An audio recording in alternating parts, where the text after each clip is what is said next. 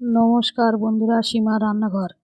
আমি আজকে রান্না করব মুসুরির ডাল আর ডিম দিয়ে ধোকার ডালনা। মুসুরির ডাল নিলাম। মুসুরির ডালটা ভালো করে ধুয়ে জল দিয়ে ভিজিয়ে রেখে দিলাম। ডিম নিলাম। আলু নিলাম। আলু কেটে ধুয়ে নিলাম। মটরশুঁটি নিলাম। শুঁটিগুলো খোসা ছাড়িয়ে নিলাম।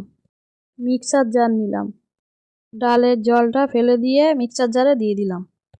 কাঁচা লঙ্কা দিলাম। ডালটা বেটে নিলাম। লবণ দিলাম। হলুদ দিলাম। ডিম ভেঙে দিলাম। ডালটা ফেটিয়ে নিলাম। থালা নিলাম। থালায় অল্প করে তেল দিলাম। থালার গায়ে তেলটা মাখিয়ে নিলাম। বেটে রাখা ডালটা থালায় দিয়ে দিলাম। কড়ায় জল দিয়ে গ্যাসে বসিয়ে দিলাম। একটা ছিদ্র থালা বসিয়ে দিলাম। জলটা গরম করে ডালের থালাটা বসিয়ে দিলাম। ডালটা ঢেকে দিলাম। কিছুক্ষণ পরে ঢাকনাটা খুলে দিলাম। ডালটা ভালো করে ভাপিয়ে নিলাম। নামিয়ে দিলাম।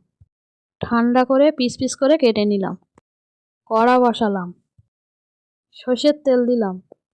একে একে ধোকাগুলো দিয়ে দিলাম। এক পিঠ ভেজে আর এক পিঠ উল্টে দিলাম। ধোকাগুলো নামিয়ে নিলাম। সর্ষের তেল দিলাম। হিং দিলাম। পেঁয়াজ দিলাম। রসুন বাটা দিলাম। পেঁয়াজ রসুন ভেজে নিলাম। আগে থেকে কেটে রাখা আলু দিলাম।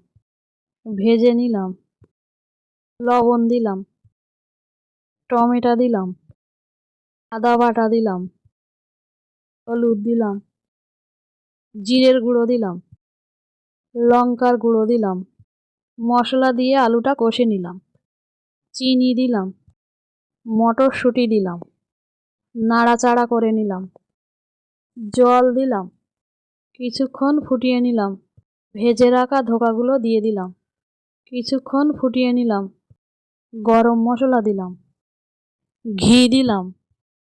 কিছুক্ষণ পরে নামিয়ে দিলাম।